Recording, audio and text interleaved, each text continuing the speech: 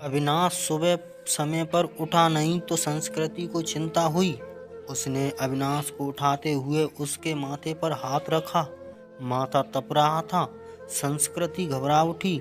अविनाश को तेज बुखार था। 2 दिन से वह खांस भी रहा था।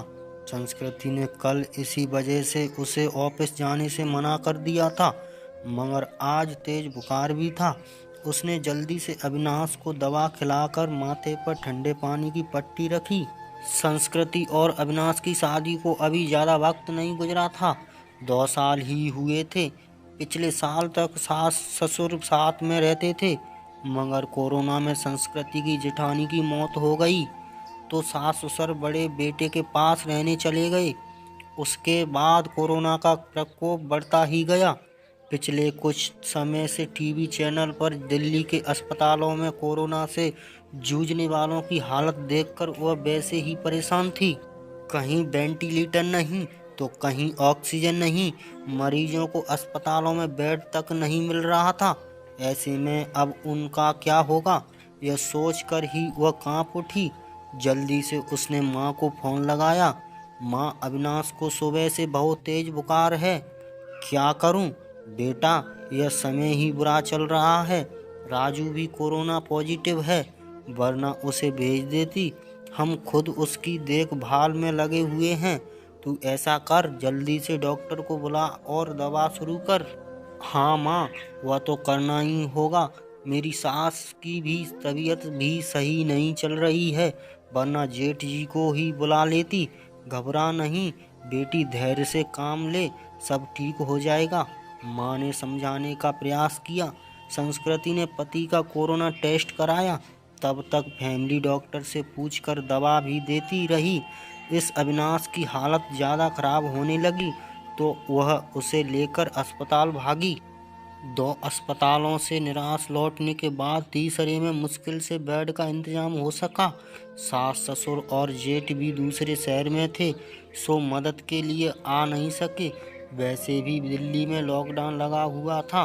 रिश्तेदार चाहकर भी उसकी मदद करने नहीं आ सकते थे। कोरोना वायरस के डर से पड़ोसियों ने अपने दरवाजे बंद कर लिए। तब संस्कृति ने अपने दोस्तों को फोन लगाया, पर सबने बहाने बना दिए। अकेली संस्कृति पति की सेवा में लगी हुई थी। अस्पताल में मरीजों की लंबी कतारों और मौत के तांडव के बीच किसी तरह संस्कृति खुद को बचाते हुए पति के लिए दौड़ भाग करने में लगी। कभी दवा की पर्ची लेकर भागती तो कभी खाना लेकर, कभी डॉक्टर से गिड़गिड़ाती तो कभी थक हार कर बैठ जाती। उसे कोरोना वार्ड में जाने की इजाज़त नहीं थी। बाहर रिसेप्शन में बैठकर ही पति के ठीक होने की कामना करती रहती। उस पर पति की तबीयत अच्छी होने के बजाय बिगड़ती जा रही थी।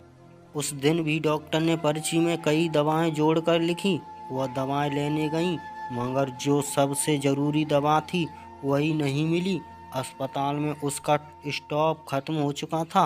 अब वह क्या करेगी। बदहवासी वह अस्पताल के बेंच पर बैठ गई। बगल में ही परेशान सा एक युवक भी बैठा हुआ था। संस्कृति ने उसकी तरफ मुखातिब होकर पूछा, आप बता सकते हैं यह दवा मुझे कहाँ मिलेगी? मैं खुद यह दवा ढूंढ रहा हूँ, आसपास तो मिली नहीं। मेरे दोस्त ने बताया है कि नोएडा में उसकी शॉप है। उसने कुछ दवाएं स्टॉक कर के रखी हैं, सो वह मुझे दे देगा। अभी जाने की ही सोच रहा था। पर्ची लाइए, मैं अपने साथ आपके लिए भी दवा ले आता हूँ। बहुत मेहरबानी होगी। सुबह से इसके लिए परेशान हो रही थी। पसीना पोंछते हुए संस्कृति ने कृत्रिम स्वर में कहा, मेहरबानी की कोई बात नहीं, इंसान ही इंसान के काम आता है। बस इतना शुक्र मनाइए कि दवा वहाँ मिल जाए। कहकर वह चला गया। करीब 2-3 घंटे बाद लौटा तो उसके चेहरे पर परेशानी की लकीरों के बावजूद खुशी थी। यह लीजिए, बड़ी मुश्किल से मिली, मगर मिल गई, यही बहुत है। बहुत बहुत शुक्रिया। कितने की है? संस्कृति का चेहरा भी खिल उठा था। अरे नहीं, पैसे की ज़रूरत नहीं, आप पहले यह दवा खिलाइए मरीज को। उस दिन के बाद से दोनों में बातचीत होने लगी। वो अपने भाई की देखभाल में लगा था और संस्कृति पति के लिए दौड़ भाग कर रही थी। दोनों का दर्द एक सा ही था। संस्कृति जब भी व्यथित होती तो उसके कंधों पर सिर रख कर रो लेती। कोई चीज लानी होती तो प्रतीक लेकर आता, संस्कृति को घर छोड़कर आता। धीरे धीरे तकलीफ के इन दिनों में दो अजनबी एक बंधन में बंधते जा रहे थे। उनके बीच एक अजीब सा आकर्षण भी था जो दोनों के इस बंधन को और मजबूत बना रहा था। एक दिन अविनाश का ऑक्सीजन लेवल काफी घट गया। अस्पताल में ऑक्सीजन सिलेंडर नहीं था। तब प्रतीक ने यह जिम्मेदारी अपने ऊपर ले ली। पूरे दिन कड़ी धूप और गर्मी में लाइन में लगकर आखिर वह ऑक्सीजन सिलेंडर लेकर ही लौटा था। उस दिन संस्कृति ने पूछा था, आप मेरे लिए इतना कुछ कर रहे हैं, इतना ख्याल रखते हैं, मगर क्यों? मैं तो आपकी कुछ भी नहीं लगती। फिर बताओ न, ऐसा क्यों कर रहे हो? पहली बात, हर क्यों का जवाब नहीं होता, और दूसरी बात, हम दोनों हम सफर नहीं हैं। तो क्या हुआ? हम दर्द तो है ना। आपके दर्द को मैं बहुत अच्छे से महसूस कर सकता हूँ। आपकी तकलीफ देखकर मुझे दुख होता है।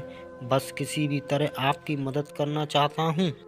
एक अनकहासा मगर मजबूत साथ महसूस कर हमके बीच भी मुस्कुरा उठी थी।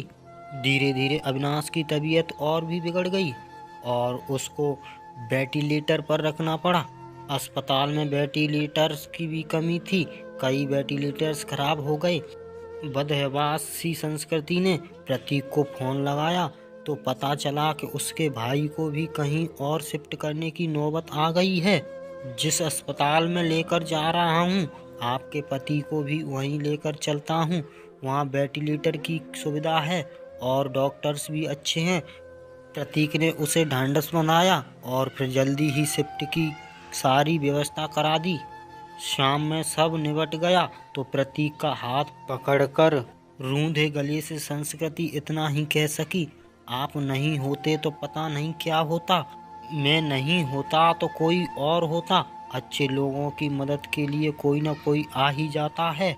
ऐसा नहीं है प्रतीक जी, मैंने अपने दोस्तों, पड़ोसियों और परिचितों सबको देख लिया। इस कठिन समय में कोई भी मेरे साथ खड़ा नहीं। केवल आप हैं, जिसे 4-6 दिन पहले तक मैं जानती भी नहीं थी। आज लगता है ऐसे आपके बिना रह ही नहीं सकती। उसकी बात सुनकर प्रतीक ने एक अगल ही नज़र से संस्कृति की तरफ देखा और फिर मुस्कुराकर चला गया। संस्कृति के दिल में अजीब सी बेचैनी होने लगी। वह सोचने लगी कि प्रतीक का साथ इस परेशानी के समय में भी कितना सुकून दे जाता है। अस्पताल में मरीजों के रिश्तेदारों की भागदौड़ और परेशानियों के बीच भी चंद लम्हे वह केवल प्रतीक के बारे में ही सोचती रही। इसी तरह 2-3 दिन और गुजरे। अविनाश की हालत काफ़ी गंभीर थी। फिर एक दिन सुबह सुबह संस्कृति को सूचना मिली कि उसके पति की मृत्यु हो गई है। एक पल में संस्कृति को लगा जैसे वह अधूरी रह गई। उसका यह सब कुछ छिन गया है। प्रतीक ने जितना हो सका उसे धैर्य बंधाया।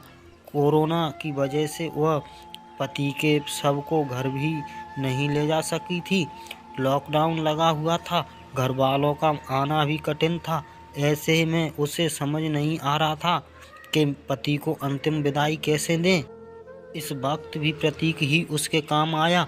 मुश्किल की इस घड़ी में सबसे पहले उसने संस्कृति को शांत कराया, फिर उसके पति को शमशान तक ले जाने का सही से इंतजाम कराया। संस्कृति के साथ वह शमशान तक गया, फिर संस्कृति को उसके घर छोड़ने आया। संस्कृति लगातार रो रही थी, उसके हाथ पैर कांप रहे थे। प्रतीक समझ रहा था कि उसकी तबीयत खराब है, वह अकेली है, सो अपने खाने पीने को लेकर लापरवाह रहेगी तो और तबीयत खराब होगी। तब प्रतीक ने हाथ पैर धोकर और कपड़े बदलकर उसकी रसोई में प्रवेश किया और सबसे पहले चाय बनाई। संस्कृति के साथ खुद भी बैठकर उसने चाय पी। फिर संस्कृति को नहाने भेजकर खुद दाल चावल बनाने लगा। संस्कृति को खाना खिलाकर उसके लिए सब्जी, फल, दूध आदि का इंतजाम कर और सांत्वना देकर वह वापस लौट गया। 2-3 दिन बाद जब संस्कृति थोड़ी सामान्य हुई और पति की मौत के सदमे से उबरी तो उसे प्रतीक की याद आई। प्रतीक उसके लिए अपनों से बढ़कर बन चुका था, मगर उसे पता नहीं था कि वह कहाँ रहता है, क्या जॉब करता है। बस एक फ़ोन नंबर था। उसने फ़ोन मिलाया तो नंबर बंद आ रहा था। संस्कृति घबरा उठी। वह प्रतीक से संपर्क करना चाहती थी, मगर ऐसा हो न सका। 2-3 घंटे वह लगातार फ़ोन ट्राई करती रही, मगर फ़ोन बंद ही आ रहा था।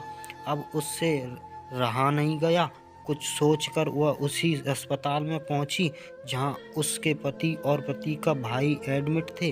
वह रिसेप्शन एरिया में घूम घूमकर प्रतीक को खोजने लगी, क्योंकि अक्सर दोनों भी गई, हर तरफ चक्कर लगा लिया, मगर प्रतीक वहीं बैठे होते थे। फिर वह उसे खोजती हुई कैंटीन में कहीं नजर नहीं आ रहा था। थक कर वह वापस रिसेप्शन में आकर बैठ गई और सोचने लगी, अब क्या करें। तभी उसे वह नर्स नजर आई जिससे संस्कृति की जान पहचान हो गई थी। संस्कृति के पति की देखभाल वही नर्स करती थी। संस्कृति उसे अक्सर अम्मा कहकर पुकारा करती थी।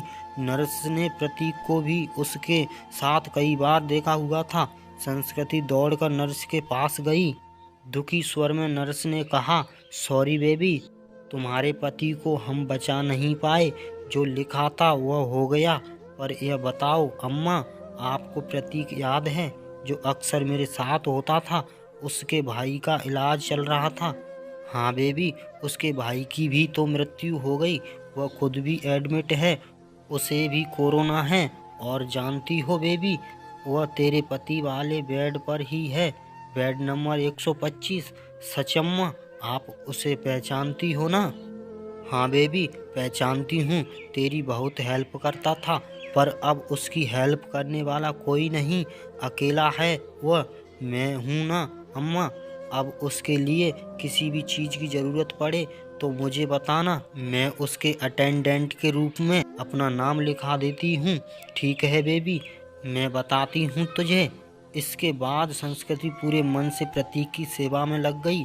उसके लिए घर का खाना, फल, दवा वगैरह लेकर आना, उसकी हर जिम्मेदारी अपने ऊपर लेना, डॉक्टरों से उसकी तबीयत की हर वक्त जानकारी लेते रहना जैसे काम वह पूरे उत्साह से कर रही थी। इस बीच प्रतीक की हालत बिगड़ी और उसे आईसीयू ले जाने की ज़रूरत पड़ गई। इसके लिए अस्पताल के क्लर्क ने उसके आगे एक फॉर्म बढ़ाया। उसमें मरीज के साथ क्या संबंध है यह लिखकर हस्ताक्षर करना था। संस्कृति कुछ पलों के लिए सोचती रही कि वह क्या लिखे। फिर उसने उस खाली जगह पर पत्नी लिखकर साइन कर दिया।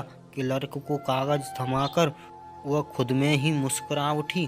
2-3 दिन आईसीयू में रखकर प्रतीक की हालत में सुधार हुआ और उसे कोविड वार्ड में वापस शिफ्ट कर दिया गया। 7-8 दिनों तक लगातार सुधार होने और रिपोर्ट सीए आने के बाद उसे डिस्चार्ज भी कर दिया गया। इतने दिनों तक संस्कृति ने भी अपना खाना पीना और नींद भूलकर दिन रात प्रतीक की सेवा की थी। डिस्चार्ज वाले दिन वह बहुत खुश थी। उसने सीधा अपने घर के लिए कैब बुक किया और प्रतीक को अपने घर ले आई।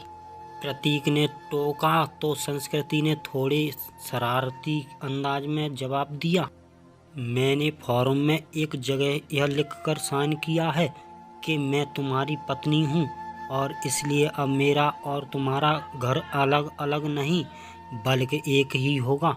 मगर संस्कृति, लोग क्या कहेंगे? लोगों का क्या है प्रतीक? जब मुझे ज़रूरत थी तो क्या लोग मेरी मदद के लिए आगे आए थे? नहीं ना, उस वक्त तुमने मेरा साथ दिया, अब मेरी बारी है, इसमें गलत क्या है? तुम थोड़े ठीक हो जाओ, फिर सोचेंगे कि क्या करना है। संस्कृति ने अपना फैसला सुना दिया। करीब 10 दिन संस्कृति ने जी भरकर प्रतीक का ख्याल रखा, हर तरह से उसकी सेहत पहले की तरह बनाने में और खुश रखने का प्रयास करती रही।